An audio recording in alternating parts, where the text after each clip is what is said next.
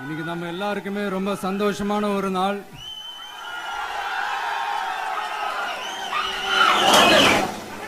நான் என்னுடைய அரசியல் பயணத்தை தொடங்கி அதுக்கு ஒரு தொடக்க புள்ளியா நம்ம கட்சியினுடைய பேரை போன பிப்ரவரி மாசம் நான் அறிவிச்சேன்.